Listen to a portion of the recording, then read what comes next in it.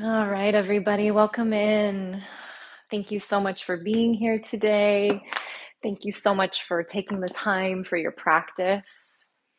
I'm going to suggest that for this practice, you have two blocks. So if you could have those two blocks ready at the back of your mat with you, that'll be one of the ways that we'll start. And as always, if you don't have yoga blocks, you don't need them. We'll modify along the way. So it might be nice as we get started if you want to drop into the chat and share where it is you're joining from today, where it is you're practicing from. Sometimes it's just really nice to feel that collective presence of us here together as a shared community. And it's been a big week. There's a lot going on in the world, close to home and abroad, wherever you may be. And so I just really want to start by acknowledging you for showing up for your practice today.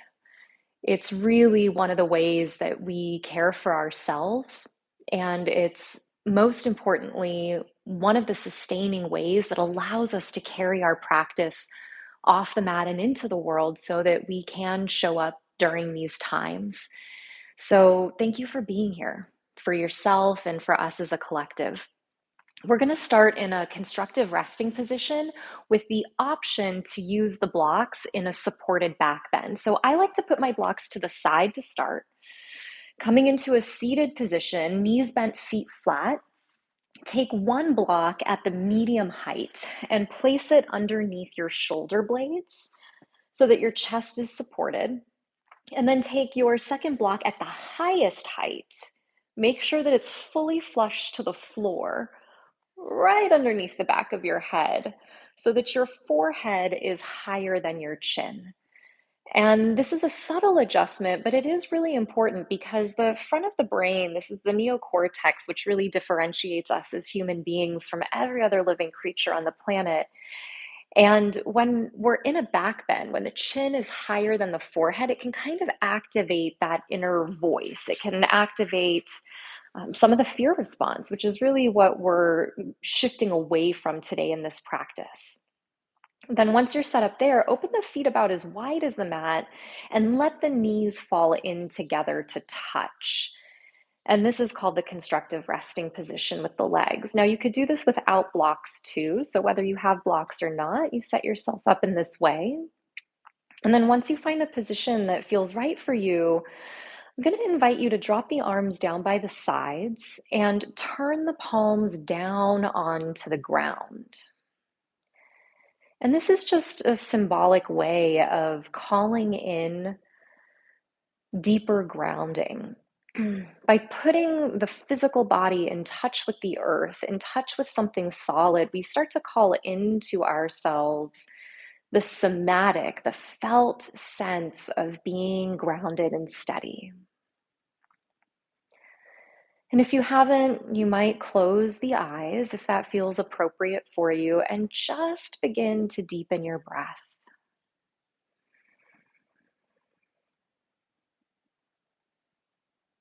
And taking some longer, fuller breaths in.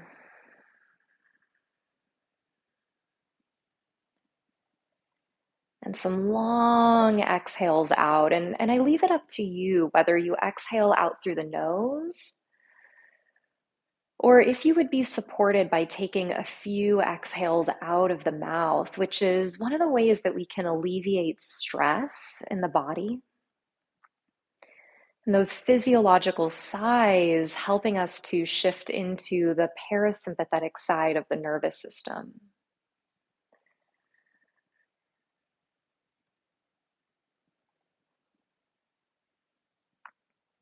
And then eventually, after just a few rounds of a deeper, fuller breath, allow your breath to become natural. For this practice today, just really trusting that your body knows how to be breathed. In this practice today, we called it yin for recovery. I called it yin for recovery, and recovery can mean a lot of different things. So we might be needing to physically recover from burnout, a lot of physical output or potentially cross training. And so the recovery might be at the physical level, the recovery might be at the mental level, or the recovery might be at the level of the heart. And my guess is that for most of us, it's all three. To access that deeper sense of recovery today, this practice in particular is going to focus on the psoas muscle.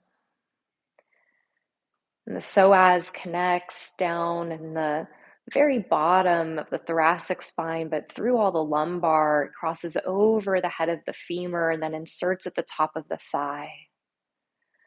So it's one of the hip flexor muscles, but what research has shown is that by stretching and releasing the psoas, it can also help us to feel more grounded and present.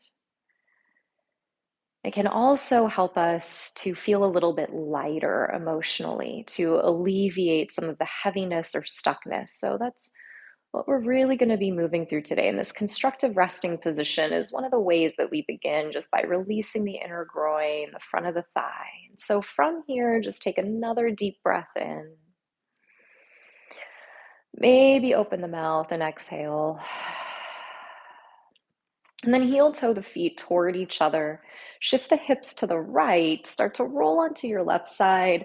Let your right arm sweep over to support you, lifting up and off of your blocks. You might move those blocks to the top of the mat so that they're there when you need them. And then come to all fours, hands and knees position. And in tabletop pose, shoulders over the wrists, hips over the knees, and moving through a few cat-cows. So on the inhale, dropping the belly. And then exhale, rounding the spine, hanging the head. And just on your own, inhaling to the back bend, lifting the sitting bones, lifting the heart and the gaze.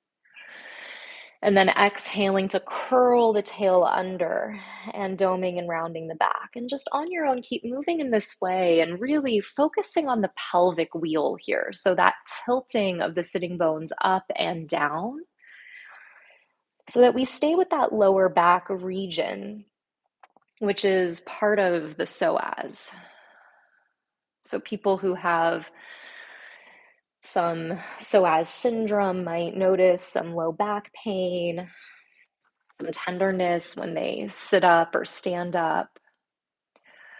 And so just starting to articulate in this low back region as we start to tap into the psoas here. Just a few more rounds, maybe one or two more. And then the next time you inhale, lifting the sitting bones to the sky, can you keep the lift of the sitting bones? Walk the hands a little bit further forward ahead of your shoulders. Tuck the toes under and then lift up and back into downward facing dog. So you keep that tilt of the sitting bones to the sky. And maybe even here, you keep a bend in your knees so that as you lengthen the sitting bones up toward the sky and you press the floor away, you get tremendous length through your spine. And you take a moment there, maybe looking a little bit side to side, a little bit left to right, helping to orient yourself to your practice and to this time. And then maybe straightening the legs, and you might bicycle the legs a little bit, bending one knee and then the next, just kind of bicycling the legs. And we're really only going to be in downward facing dog twice today, so take a moment there, pause in downward facing dog. And then on an inhale, you could lift the right leg up and off the mat. And as you exhale, step the right foot forward between the hands to the top of the mat and lower the back left knee down. And then keep the fingertips on the floor for a moment. And as you come into this low lunge, let the hips sink forward. Let the chest pull ahead. If you want to put blocks underneath your hands, you can. And maybe right away, you start to feel that stretch across the front of the back left thigh. And really starting to sense as the pelvis tips forward, a little bit of a stretch into that left side psoas. And then on an inhale, circle the arms to the sky, rise up into a low lunge. So full low lunge here as the arms lift up, reaching the arms up.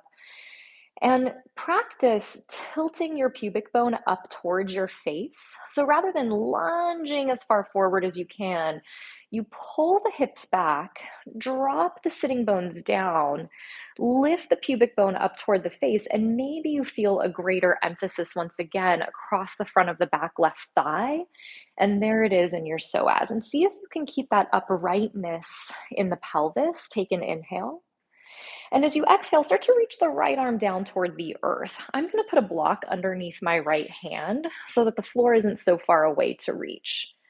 Reach the left arm up and over the crown of the head. And for some of you, maybe your right fingertips touch all the way down toward the floor. Maybe you don't need the block. And if you don't have a block, it's okay for that right hand to just kind of hang down by the side. And the left arm up and over the head and the right arm draping down. Maybe you continue to feel the uprightness with the pelvis and give it one last little stretch. Then inhale the right arm all the way back up to the sky into your low lunge. Exhale, bring the hands down onto the earth. Heel toe the right foot to the right.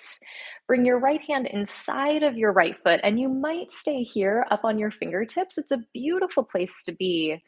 Or maybe you bring your blocks underneath your elbows and you descend onto your elbows for lizard pose, or possibly all the way down onto the earth. Completely up to you.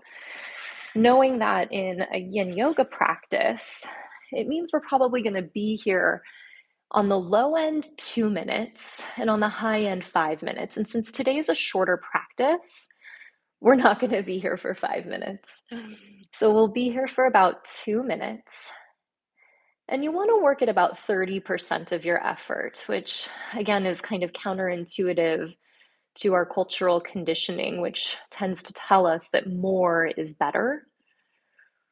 And again, some of the research has shown us that when we're working at about 30% of our capacity, when it comes to yin type stretching, we actually see the most benefit. So if you are interested in increasing mobility and pliability and flexibility, working at 50 or 90% of your edge is not going to help you as much. And it really reminds me of that line by the poet Naira Waid, and she said, or she wrote, "And I said to my body softly, I want to be your friend. It took a long breath and replied, I've been waiting my whole life for this." And so, what if in today's practice you approached your body like a friend? And what is it like to be in the pose as if you were your own body's friend? Last 30 seconds or so here. How's your breath? How's the unnecessary tension? So, scanning the face, the corners of the eyes, the hinge of the jaw, and even the fingers. The hands, the fingers are unclenched and light.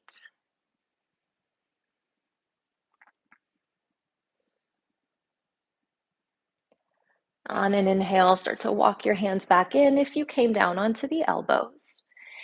And then begin to heel toe your right foot all the way over to the left, setting up for single pigeon pose. Remembering you can always take this on your back instead. Open your right knee out to the right. Take an inhale at the top. And then the same thing here. You could lower down onto the mat, onto the elbows. You could use the blocks for support. And as your left leg extends straight behind you, your right knee opens to the right. What can you invite to soften? Where can you invite some effortlessness? And so again, just that reminder that you can always come onto your back into reclining pigeon instead, into that figure 4 shape. If for any reason single pigeon is not the right pose for you. And so the psoas muscle that we're targeting today tends to constrict under stress. It's one of the muscles that activates when we're in our fight or flight response. And targeting the psoas with really mindful stretches and mindful movement is said to help us release emotional habits and patterns that we've been holding on to.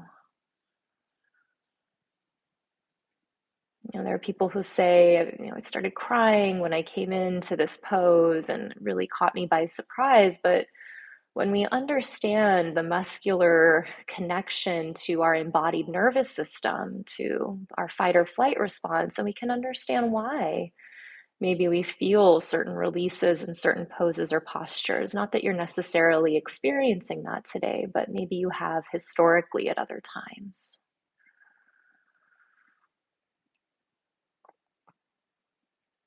And last few breaths here. How you doing? Are you being a friend to yourself? And start to walk the hands back in. And I'm going to invite you to lean to your right side. So kind of fall off over your right leg. And then sweep your left leg all the way forward and around. And then cross your left thigh on top of your right really tightly. For many of us, it helps to lean forward, coming onto the hands and the knees here, and then squeeze the inner thighs together. You could always take one of those blocks and put it underneath your sitting bones and sit back on the block.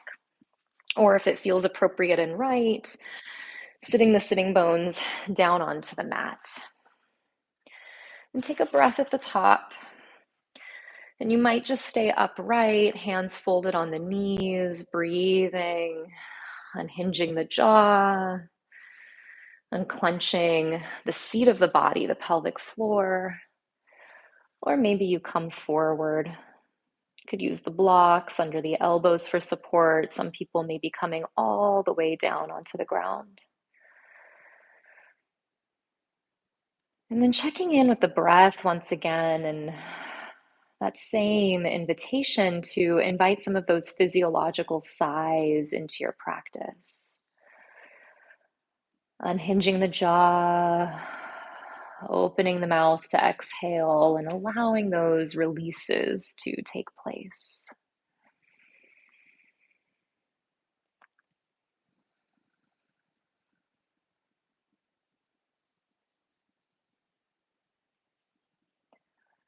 So just narrowing your gaze, the scope of your attention down onto this mat, no matter the environment that you're in,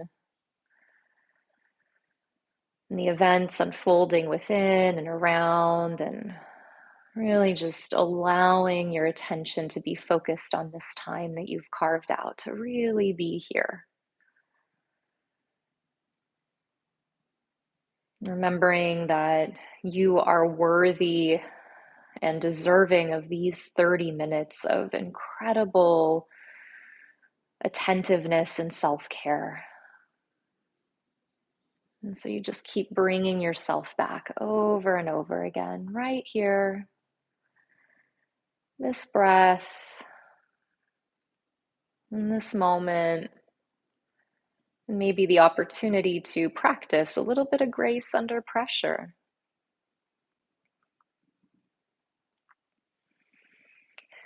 Now, as this next breath deepens, if you lean forward, walk your hands back in, and then together lean back onto the sitting bones. Release the soles of the feet flat to the mat by uncrossing the legs. Drop your hands behind you. Fingertips could point forward or they could point back, completely personal.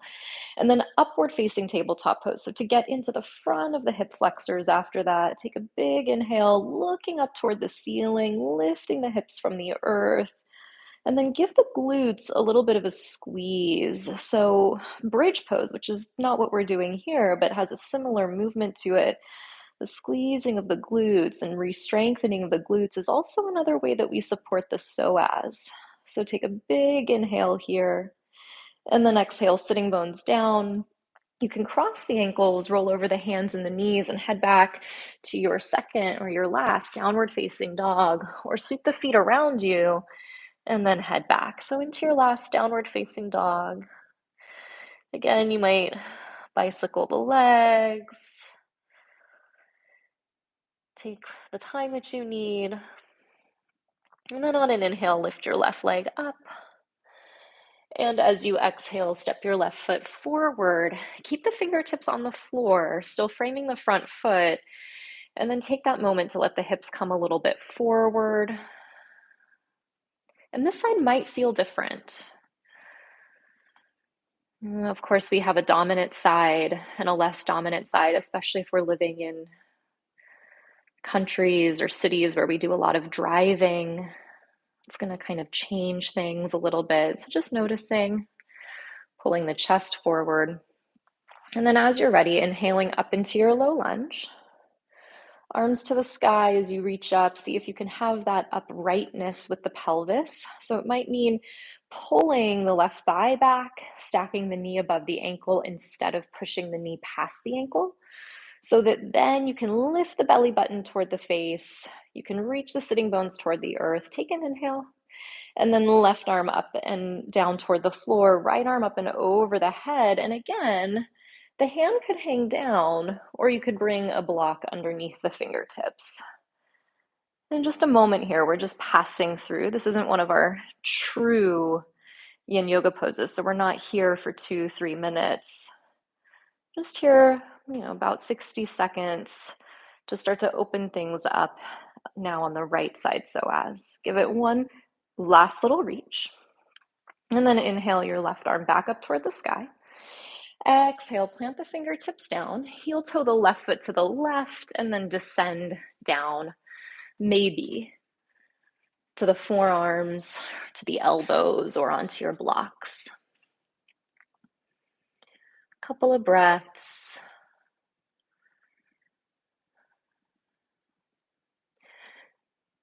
And so there are certain practitioners, especially in the somatic experiencing field, in some of the trauma therapy fields, that say that the psoas is actually a messenger of the central nervous system. How beautiful that there's this messenger inside of our body, and that when it's relaxed and lengthened, it helps to restore an inner sense of calm and self-trust. I can't really think of two qualities that we're needing more than calm and self-trust as a collective right now. So how beautiful for you to be touching into a part of the body that cultivates those qualities within yourself, but then really gets to be the yoga that you live your life with. We know about emotional contagion, but it's not just stress that's contagious. Emotional regulation is also contagious. So, how beautiful if that could be the thing that we spread today as a result of our practice, that we spread our deep sense of groundedness. Last few moments here. You might notice some trembling. And even within the trembling or the intensity, can there be a receptivity, which is really that word for yin, receptive, softening into any resistance.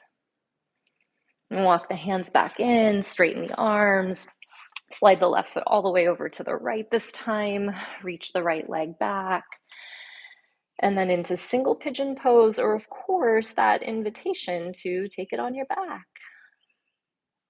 And that same invitation that this side might be different, that what you need on the left side might be really different than what you need on the right side.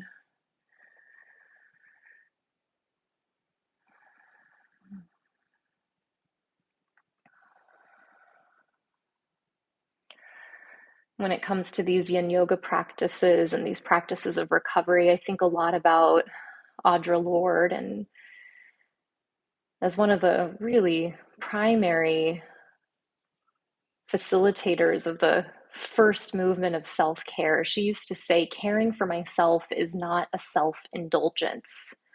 It is self-preservation. And that is an act of political action. And so how beautiful, this is not a self-indulgence. This is self-preservation. It's how we care for ourselves. And then it ends up being how we care for each other. And these things are not disconnected, and that's really what yoga teaches. And this unitary flow of life, this collective ripple effect.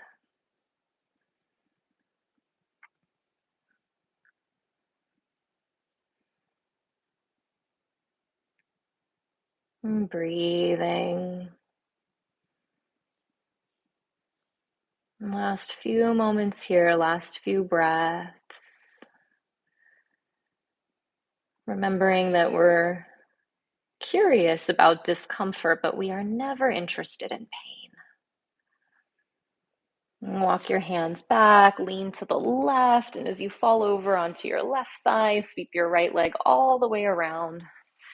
Stack your right thigh tightly on top of your left. Maybe you come forward, hug the inner thighs together, and then settle back, sitting bones down to a block or to the mat between the heels. You could sit upright. You could fall forward if it feels appropriate and right. And then if you haven't, close your eyes, go inside yourself. And really remembering that you don't have to put your attention in the place in your body that is most intense. That if there's a place that feels pretty wound up and tight in your physical body, as long as it feels safe to stay where you are and be where you are, it's discomfort, it's not pain. Can you be with that and at the same time put your attention somewhere that feels a little bit easier to be with? So that might be your breath, a place in your body where you feel your breath the most. It could be the sensation in your hands, the tingling or the warmth that you feel in your hands.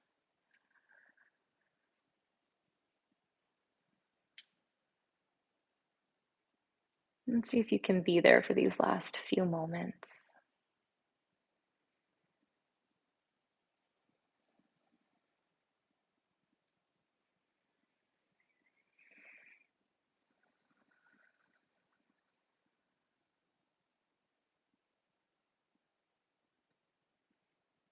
On an inhale, walk your hands back in.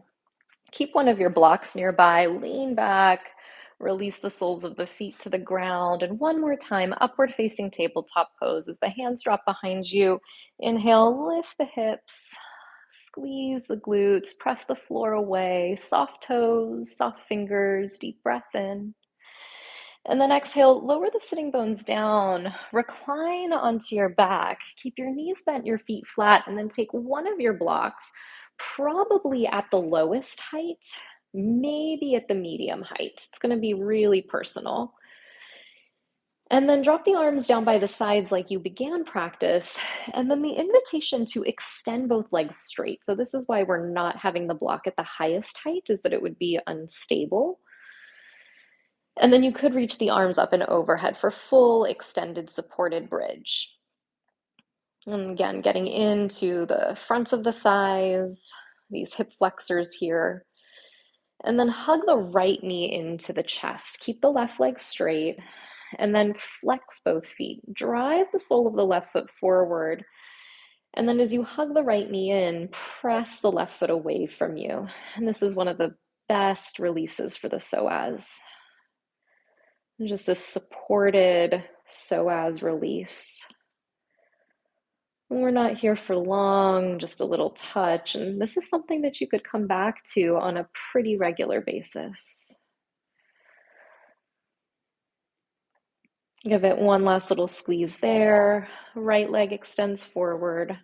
Left knee pulls into the chest. Flex both feet. But pull the left knee in and then counter that by driving the right heel forward as you get into now the right side psoas. Last little moment here of practice. Eyes closed. Fingers and toes soft. And then release the sole of the left foot down onto the mat. Rebend the right knee, both knees bent, feet flat. Lift the hips up, slide the block out from underneath you, slide it over to the side. And then the way that we began, but this time without any blocks, open the feet wide, let the knees fall together. Let the arms drop down by the sides, palms to the earth. And just a moment here to ground. Take a deep inhale through the nose. And open the mouth, exhale. And just a moment in a final rest to integrate. And a brief shavasana.